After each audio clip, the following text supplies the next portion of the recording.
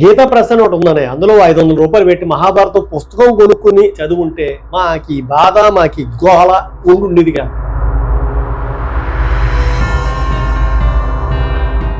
So మహాభారతంలో మరియమ్మ సూతకులమును పుట్టినాడని ఛాత్ర పరీక్షకు తగినట్టుగా ఇది ఛాత్ర పరీక్షయే కానీ క్షత్రియ పరీక్ష కాదే, కాదు కాకూడదు కుల పరీక్ష అదు అని. సో ఆది పర్వం 189వ అధ్యాయం 10 నుంచి 22 శ్లోకాలు. ఇది కల్కి కాదు, కర్ణ అన్నట్టయితే తీశారు. ద్రోణాచార్యుడు బ్రాహ్మణ దురహంకారంతో ఏకలవ్యుడు వేలు కట్ చేయించి తీసేసుకున్నాడు. ప్రభాస్ మోహన్ చూసి ఏం మాట్లాడలేకపోతున్నాం. 12 అడుగులనే వెళ్ళింది, లేకపోతే నీకు పుంగి పగిలిపోయి ఉండేది. అవతార్ తీసుకున్నారా, గేమ్ ఆఫ్ ది థ్రోన్స్ లో ఉన్నటువంటి డ్రాగన్ క్వీన్ తీసుకున్నారా,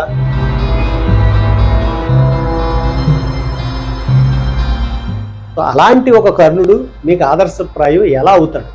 200 కోట్లు అలా తగలేసే బదులు మాకైనా తగలేచ్చు కదా. వీడియో అత్యంత గౌరవంతో మా నాగ అశ్విన్ అన్నయ్యకి అంకితం చేస్తూ, దీన్ని రివ్యూ అనుకుంటారా, రోస్ట్ అనుకుంటారా, ఏదైనా అనుకోండి, నాకు అనవసరం. ఇప్పుడే కల్కి సినిమా అయితే చూసొచ్చాను. చూసొచ్చిన తర్వాత ఇది ఆనందమో ఆవేశమో నాకే అర్థం కావట్లేదు. కాబట్టి అంటే ముందు పాజిటివ్స్ మాట్లాడుకుందాం. అంటే ఈ సినిమా ట్రైలర్ రిలీజ్ అయినప్పుడు, సినిమా చూస్తున్నప్పుడు ఫస్ట్ హాఫ్ వరకు నాకు మనసులో ఉన్న ఫీలింగ్ ఏంటంటే, అరే చాలా గొప్ప ప్రయత్నం చేశారు. ఎందుకంటే ఇప్పుడు చిన్నపిల్లలు అంటే DC మార్వెల్ అవి చూస్తున్నప్పుడు థార్ అని, లేకపోతే ఇంకోటి లోకి, ఇలాంటివి అంటే గ్రీకు సంబంధించినటువంటి దేవతలను చూడటము. సో వాళ్ళు ఎవరు ఏంటి, థర్స్డే థోర్ దేవుడి మీద వచ్చింది అలా పెట్టుకున్నారు అని ఇలా పురాణాలు వచ్చినప్పుడు నేను కూడా అనుకునే ఉన్నారే, హాలీవుడ్ రెఫరెన్స్లో మైథాలజీ చూపిస్తున్నారు, సో మనం కూడా మన మైథాలజీని పెడితే బాగుంటుంది అన్న దానికి మనోడు ఒక మంచి ఆ రూపం అయితే ఇచ్చాడు. బాగుంది. అశ్వత్థామను పెట్టాడు. సో కల్కి గురించి, కల్కి అవతారం అంటే విష్ణు పురాణంలో చెప్పినటువంటి కల్కి అవతారం గురించి చెప్తారు. సో 2898 ఎందుకు పెట్టారు అంటే, మామూలుగా పురాణాల ప్రకారము సో నాకు కలియుగానికి 4 పాదాలు ఉంటే ఆ 4వ పాదము చిగురికి సంబంధించి అంటే ఒక్కొక్క పాదము 5000 చిల్లర ఏళ్ళు. సో ఈ 5000 నుంచి 2898 తీసేస్తే శ్రీకృష్ణుడు నిర్యాణ కాలం 3772 ఏదో ఉంది సంథింగ్. సో ఇవన్నిటిని పెట్టాడా, ఏదో రకరకాల ఊహాగానాలు అయితే అనుకున్నాం. అనుకుని ఆ ఆవేశంతో వెళ్ళి సినిమా చూడడం జరిగింది. అన్నయ్య ఒక్క మాట చెప్తాను అన్నయ్య, ఇది గుర్తుపెట్టుకో, మీరు కూడా జాగ్రత్తగా వినండి. నువ్వు 500 కోట్లు 600 కోట్లు పెట్టి సినిమా తీసే ముందు గీతా ప్రెస్ అని ఒకటి ఉందన్నయ్య, అందులో 500 రూపాయలు పెట్టి మహాభారతం పుస్తకం కొనుక్కుని చదువుంటే మాకి బాధ మాకి గోళ ఉండేది కాదు. సో నా బాధల్లో ఒకటే. సో సినిమా అయితే ఏదో చేశారు. సో మహాభారతంలో మరియమ్మ యేసుక్రీస్తు 2వ రాకడ వచ్చినట్టుగా అయితే ఏదో ఉంది, ఏదో చేశారు మొత్తానికి. అంటే టెక్నికల్ వాల్యూస్ చాలా హైగా ఉన్నాయి, యానిమేషన్స్ బాగా చేశారు, అన్ని చేశారు. నేను ఆ వాటి గురించి ఏం మాట్లాడను. మీరు ఎవరినైతే టార్గెట్ చేసి ఆడియన్స్ తీస్తున్నారో వాళ్ళు పుట్టినప్పటి నుంచి అంటే ఒక 5-6 వేల సంవత్సరాల నుంచి ఇప్పటి వరకు జరుగుతున్నటువంటి ఒక మైథాలజీని మీరు రిప్రజెంట్ చేస్తున్నప్పుడు ఒళ్ళు దగ్గర పెట్టుకుని కొన్ని చెయ్యాలి. సో ఆ పని అయితే మీరు చేయలేదు. ఇది కల్కి కాదు, కర్ణ అన్నట్టయితే తీశారు. మధ్యలో ఆ మరియం ఎందుకు వస్తుందో నాకైతే అర్థం కాదు.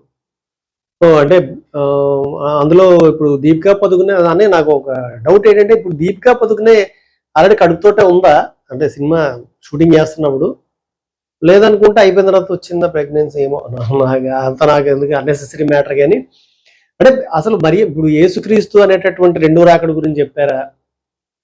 అంటే కన్య గర్భాన్ని పుట్టాడు కాబట్టి ఇప్పుడు కల్కి కన్య గర్భాన్ని పుడతాడని ఏమైనా ఉందా? నాకైతే తెలియదు. సో ఇదంతా పక్కన పెడితే అంటే చాలా మంది, అంటే నేనే కాదు చాలా మంది రియాక్ట్ అవుతున్నారు. అంటే ప్రభాస్ మోహన్ చూసి ఏం మాట్లాడలేకపోతున్నాం. ఆదిపురుషుడు అలాగే చేశారు, ఇంకోటి ఏదో చేశారు ఆ హిందీ సినిమా, దాన్ని తెలుగులోకి డబ్బింగ్ చేసి ఆ పూజ హెగ్డే తోటి అది ఏదో చేశారు. సో ఇప్పుడు దీన్ని కూడా అలాగే తెస్తున్నారు. అంటే కర్ణుడు మహాభారతం ద్వాపరయుగంలో ఆ మొత్తం యుద్ధంలో చచ్చిపోడు కదా, మళ్ళీ ఇక్కడ ఎలాగొస్తాడు అంటే సినిమాటిక్ లిబర్టీ అంటారు. సరే మీ ఇష్టం తీసుకోండి. సప్త చిరంజీవుల్లో ఒకడు ఉన్నాడు అంటే మొన్న హనుమాన్ సినిమాలో అద్భుతంగా విభీషణుడు క్యారెక్టర్ చూపించారు. Felt very happy. అరే విభీషణుడు అంటే ఎవరు పిల్లలు అడుగుతారు.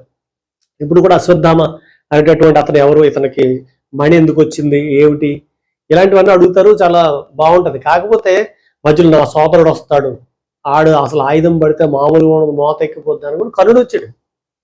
కలికి అవతారాన్ని కాబట్టి కర్ణుడు వచ్చాడు. కర్ణుడు అనేటటువంటి అంటే అందులో నా సిచ్యువేషన్ ఏంటంటే, కర్ణుడు ఒక బాణం వేసి కొడితే అర్జునుడి రథం 12 అడుగులు 20 అడుగులు వెనక్కి వెళ్ళిపోయిందట. అర్జునుడు బాణం వేసి కొడితే కర్ణుడు ఎడమ చేతితో ఇలాగా అంటాడు, 2 అడుగులే అలా అన్నాడట. ఏ ఏ గీతాంజలిలో నాగార్జున అడిగినట్టు ఏ అని అడుగుతాడు. అడిగితే దాని కృష్ణుడు సమాధానం చెప్తాడు. ఏంటంటే, ఈ రథం అగ్నిగుండంలో యజ్ఞంలోంచి వచ్చింది, పైన ఉన్నటువంటి ఆయన జెండాపై కపిరాజు ఉన్నాడు, రథసారథిగా ఈ కేశవుడు ఉన్నాడు కాబట్టి 12 అడుగులనే వెళ్ళింది, లేకపోతే నీకు పుంగి పగిలిపోయి ఉండేది అన్నట్టుగా చెప్పాడు కృష్ణుడు. దానికి అర్జునుడు అజ్జి బాబోయ్ కర్ణుడు ఎంత గొప్పడా వామ్మో అనుకుంటున్నాడు. అంటే ఏమి లేకపోతే అర్జునుడిని కర్ణుడు ఒక బాణం కొడితే చచ్చిపోతాడు అన్నట్టు చెప్పాడు.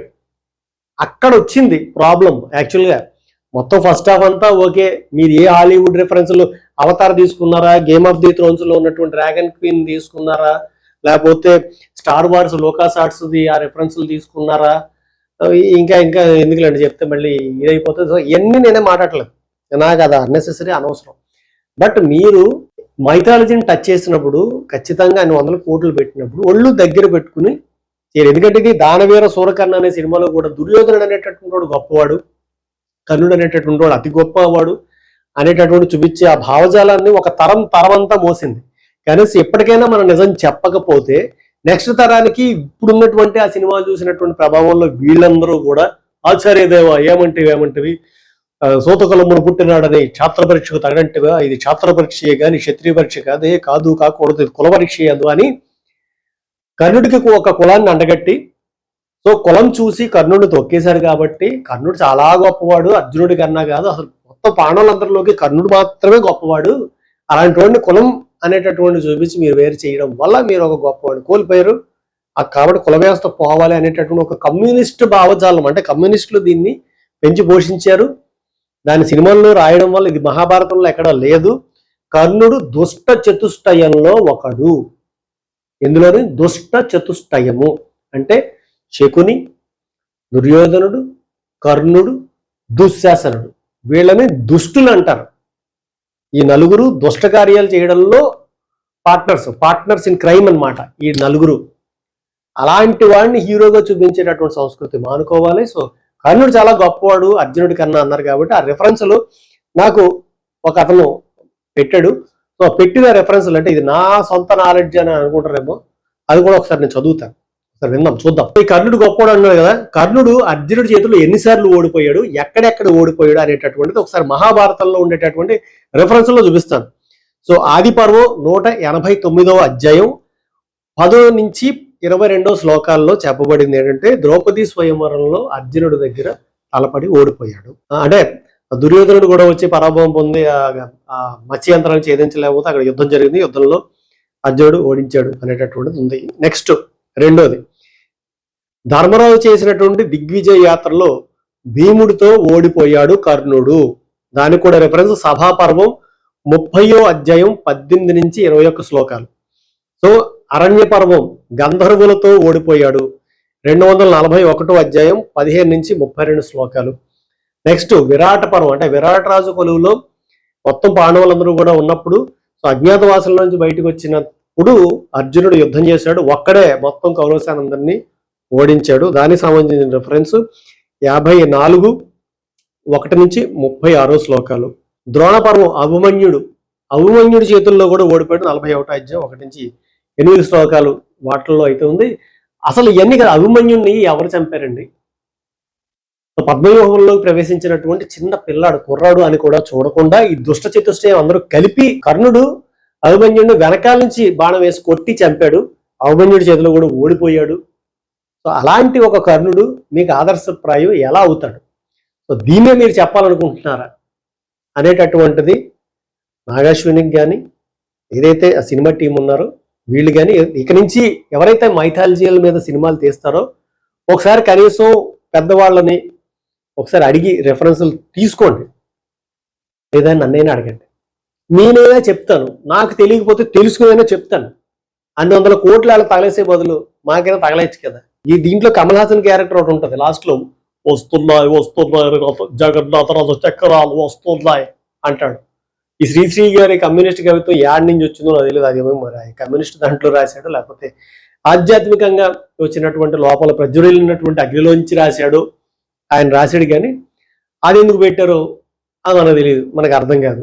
ఏమిటి ఇప్పుడు సినిమాలో క్యారెక్టర్ అన్ని కూడా ఇంట్రడక్షన్ వస్తాయి, ఆ వచ్చినటువంటి క్యారెక్టర్ నిలబడదు వెళ్ళిపోతుంటుంది, ప్రతి క్యారెక్టర్ వస్తుంటుంది వెళ్ళిపోతుంది. ఎందుకు వస్తుంది? స్టాండర్డ్ గా నిలబడింది ఏదైనా క్యారెక్టర్ ఉందా అంటే Amitabh Bachchan character, Prabhas character standard గా నిలబడ్డాయి. సో అంటే వాటితో మనకి ప్రాబ్లం లేదు, కానీ ఈ కర్ణుడు గొప్పోడు అనేటటువంటి సోది సొల్లు ఎప్పటి నుంచైనా ఆపండి. దాన కర్ణుడు అంటే కర్ణుడు నేను దానం చేశాను కదా, ఇదంతా గొప్ప దొప్పించుకోవడానికి దానం చేశాడు తప్ప నిజంగా అవతరుడికి ఉపయోగపడుతుంది, ఇది ఇస్తే వాడు ఏదో అవుతాడు అనేటటువంటి దాన కర్ణుడు ఆ ఇదిలో చేయలేదు. అందుకని అతను ఎంత దానం చేసినా ఏం చేసినాడు గొప్పవాడు కాలేకపోయాడు. ఊరికే అహంకారం, నేను ఏదైనా అడిగితే అలా ఇచ్చి పాడేస్తానండి, ఆ అహంకారమే అతను అక్కడి వరకు తెచ్చింది. ఆఖరికి పరశురాముడి దగ్గర శిష్యరికం చేసినా కూడా తనెవరో తెలియకుండా అడిగినా కూడా చెప్పకుండా దొంగతనంగా విద్యను నేర్చుకోవడానికి చేసినటువంటి పనుల వల్ల శపిస్తే అస్త్రశస్త్రాలన్నీ టైంకి గుర్తు రాకుండా పోయాయి. అలాంటి వాడు కర్ణుడు. కాబట్టి అలాంటి అంటే ద్రౌపదిని నిండు సభలో చీరలాగి అంటే ఒక స్త్రీని రజస్వలగా ఉన్నటువంటి స్త్రీని లాక్కుని వచ్చి పాడేసి చేస్తుంటే నిజంగా నీకు ఫ్రెండ్ మీద ఆ ఇది ఉంటే కనుక చెప్పాలి, సోదరుడా నువ్వు అసలు స్నేహితుడా తప్పు చేస్తున్నావు, నువ్వు ఇది కరెక్ట్ కాదు అని చెప్పి అతను సవరించి ఉండుంటే నిజమైనటువంటి స్నేహితుడిగా ఈరోజు దుర్యోధనుడు కూడా చాలా గొప్ప వ్యక్తిత్వం ఉన్నటువంటి వ్యక్తిగా మహాభారతంలో ఉండేవాడు. కానీ అక్కడ ఆ పని చేయలేదు. అంటే ఈ కమ్యూనిస్ట్ భావజాలలో ఏంటంటే ఓన్లీ కర్ణుడే ఎందుకు, కర్ణుడిని ఎందుకు తీసుకున్నారు? కృష్ణుడు ఉన్నాడు కదా, యాదవుడు కదా, అంటే కర్ణుడు క్షత్రియుడే, రాధేయుడు అంటే రథం నడిపేటటువంటి వాళ్ళు పెంచారు కాబట్టి రాధేయుడు అన్నారు. కృష్ణుడు కూడా మరి గోవులు పెంచేటటువంటి వాళ్ళు యాదవుడి కింద ఉన్నాడు కదా, యాదవ రాజుగానే ఉన్నాడు కదా, మరి అతన్ని ఎందుకు మీరు కమ్యూనిస్టులు రెఫరెన్స్ తీసుకోరు? కుదరదు. ఎందుకంటే అగ్రవర్ణం ఇంకోటి అని ముద్రేసి బురద జల్లాలి కాబట్టి ఆ కమ్యూనిజం బురద జల్లడానికి కృష్ణుడిలో కుదరట్లేదు కాబట్టి కృష్ణుడిని తీసుకోరు, ఏకలవ్యుని తీసుకుంటారు. వేలు ఇచ్చేశారు ద్రోణాచార్యుడు బ్రాహ్మణ దురహంకారంతో ఏకలవ్యుడు వేలు కట్ చేయించి తీసేసుకున్నాడు అని చెప్తుంటారు. ఓకే, ఏకలవ్యుడు వేలు తీసేసుకున్నారు, బ్రాహ్మణ దురహంకారము క్షత్రియులు అయినటువంటి రాజులైనటువంటి వాళ్ళ రాజ్యాలు నిలబెట్టడానికి అసలు ఏకలవ్యుడు తండ్రి ఎవరో తెలుసా? కౌరవులకి సేనాధిపతి. ఈ నాలుగు చదవరీళ్ళు అంతే, ఈ చదవకుండా ఈ సొల్లు అంతా మాడుతుంటారు. పోనీ బొట్టనేలు తీసుకున్నాడు, పోనీ ఏకలవ్యుడు నువ్వు అనుకున్నట్టుగానే కింద ఉన్నటువంటి ఒక గిరిజన సామాజిక వర్గానికి చెందినటువంటి వ్యక్తిగానే పోనీ అనుకుందాం. ఓకే, మరి ద్రోణాచార్యుణ్ణి అర్జునుడు గాని పాండవులు గాని దృష్టజ్యుమ్నుడు గాని వదిలేశారా? వదలలే, తలకాయ తీసేశారు. ఆ చరిత్ర తెలుసు కదా మీకు. గురువే ద్రోణాచార్యుడే విలువిద్య నేర్పాడు అర్జునుడికి, ఆయన క్షమించలేదు. ఎందుకు? అధర్మం పక్షాన నించున్నారు కాబట్టి గురువు అయినా సరే తీసేశారు. అది మహాభారతం చెప్పేది. సో తన తండ్రిని చంపారు అనేటటువంటి దాంతో అశ్వత్థామ వచ్చి సో ఏం చేయలేక ఆ యొక్క బ్రహ్మాస్త్రాన్ని ఉపయోగిస్తే మళ్ళీ దాన్ని రివర్స్ చేయడానికి అని చెప్పి ఇస్తే మన ఉత్తర గర్భంలో ఉన్నటువంటి పిండానికి తగిలింది. అప్పటికే అభిమన్యుడు చంపబడ్డాడు. ఆ కడుపులో నెక్స్ట్ వారసుడు ఎవరైతే ఉన్నారో ఆ వారసుడికి తగిలింది. తర్వాత మళ్ళీ శ్రీకృష్ణుడు ఆ పిండాన్ని ఏదో బతికిచ్చాడు. సో అశ్వత్థామని శపించాడు. సో నువ్వు చిరంజీవి అయినా కానీ ఆ కలియుగాంతం వరకు కుష్టు వ్యాధితోటి ఉండి ఆ తర్వాత కలికి అవతారం వచ్చిన తర్వాత శాప విముక్తుడు అవుతావు అనేటటువంటిది చెప్పాడు. సో అది తీసుకుని ఇక్కడ తీసుకొచ్చారు, బాగానే ఉంది. మధ్యలో కర్ణుడు ఎందుకు వచ్చాడు? కర్ణుడితో పనేటి నీకు అసలు? సో అది వ్యవహారం. సో మా బాధ ఏమిటి అనేటటువంటిది ఎప్పటికైనా దయచేసి ఎవరైతే మైథాలజీ మీద సినిమాలు తీస్తున్నారో మీరందరూ కూడా దృష్టిలో పెట్టుకోండి, దృష్టిలో పెట్టుకుని తీయండి. అంతేగాని ఇలా పిచ్చి పిచ్చిగా సినిమాటిక్ లిబర్టీ ఉంది కదా అని డబ్బులు పాడు చేసుకోకండి. అది విషయం. ఉంటా మరి. సో ప్రస్తుతానికి ఇంతే. జై హింద్, భారత్ మాతాకి జై.